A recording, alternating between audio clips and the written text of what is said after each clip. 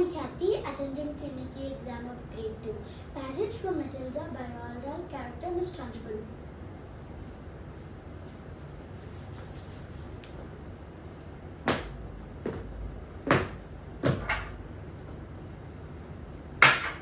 I'm glad to see that there are no slimy creatures in my drinking water this time. If there had been, something exceptionally unpleasant would have happened to every single member of this class. And that includes you, Miss Honey. Very well. Let us see how well you know your 3 times table. Or, to put it in another way, let us see how badly Miss Honey has taught you the 3 times table.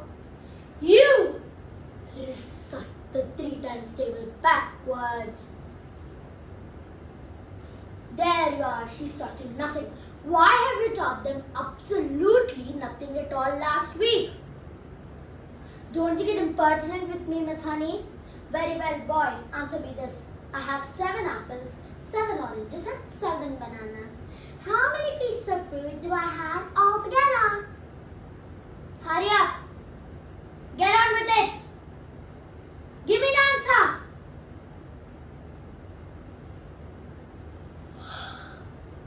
You blithering idiot. You festering gumboil. You flea-bitten fungus. There is 3 times table. There are 3 separate lots of fruit and each lot has 7 pieces. 3 sevens are 21. Can't you see that? You stagnant cesspool. I'll give you one last chance. I have 8 coconuts, 8 monkey nuts and 8 nutty idiots like you. How many nuts do I have altogether? You bursting blister, you morph-eating maggot. This is not adding up. This is multiplication. The answer is 8 threes, or is it 3 eights? What is the difference between 8 threes and 3 eights? Answer me that. You mangle little wuzzle and look sharp about it. 8 threes. 8 threes is as same as 3 eights and 3 eights are 24. Repeat that. What the blazes is this? Who is doing this? Who is writing this? No, it can't be. It can't be Magnus.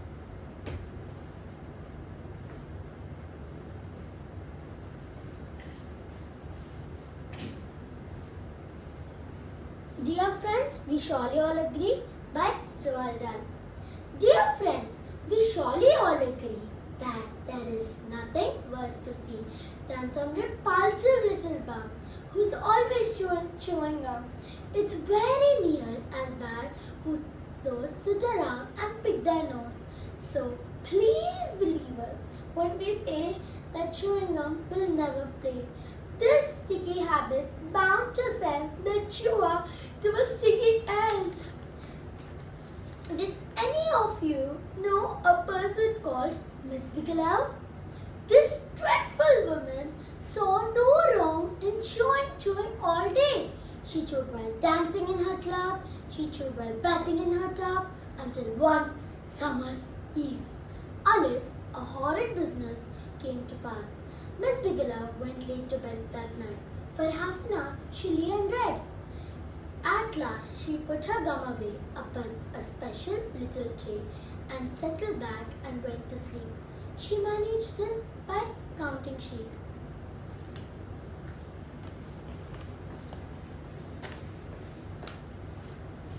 Expressive Reading, a passage from the Twits by Roald Dahl.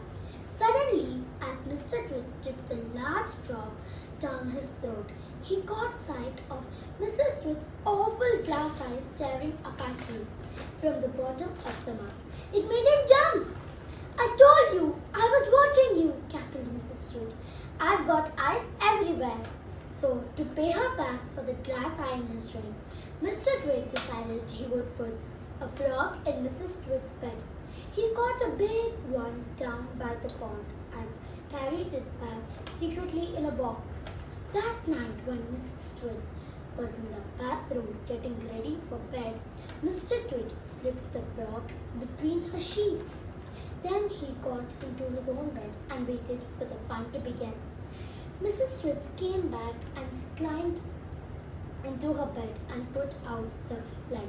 She lay there and in the dark, scratching her tummy. Her tummy was itching. Dirty old lags like her always have itchy tummies. Then all at once she felt something cold and slimy crawling over her feet. She screamed. "What's the matter with you?" Mr. Twit said. "Then what?" "Help!" screamed Mrs. Twit, bouncing about. "There's something in my bed." "I'll bet that's a giant skilly wiggler I saw on the floor just now," Mr. Twit said. "Then what?" screamed Mrs. Twit. "I tried to kill it, but it got away," said Mr. Twit. "It's got teeth like screwdrivers." "Help!" screamed Mrs. Twit. "Save me! It's all over my feet." "I'll bite off your toes," said Mr. Twit. Having a good time, Mrs. Twit fainted. Mr. Twit got out of bed and fetched a jug of cold water. He poured the water over Mrs. Twit's head to revive her. The frog crawled up from under the sheets to get near the water. It started jumping about on the pillow. Frogs love water. When Mrs. Twit came to, the frog had just jumped onto her face. This is not a nice thing to happen to anyone in bed at night. She screamed again. "By golly, it is a giant skilly wiggler," Mr. Twit said.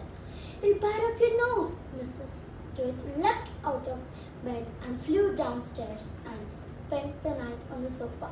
The frog fell asleep on her pillow.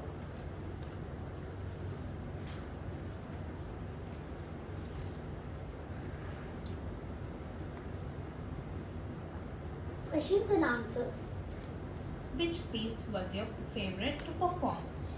My favorite piece to perform was the extract because I'm a soft-spoken person and this aggressive and fearful voice gave me a confidence that I can even harden my voice and talk in this bass tone. That's why the extract is my favorite to perform. What happens in your pieces? In my extract, Miss Trunchbull has experience with a newt in the same classroom. In her water, she was extra careful because she was scared that the newt would get all over her body like the last time. She scolded Miss Honey and the students. Miss Honey because she didn't teach the children multiplication and the students because they didn't even learn it. In my poem, the narrator talks about how disgusting is it to see and chew chewing gum and about a dreadful woman. She was chewing all day and kept her gum away and settled back to sleep. That's what happens in that. How do you use your body and voice to tell the story? I stood up straight and pointed my fingers towards Miss Honey and the students to convey my emotions by my body language and my voice modulation for the fiercefulness and the aggressiveness of the voice of Miss Trunchbull because she's the headmistress of the school and she's very strict.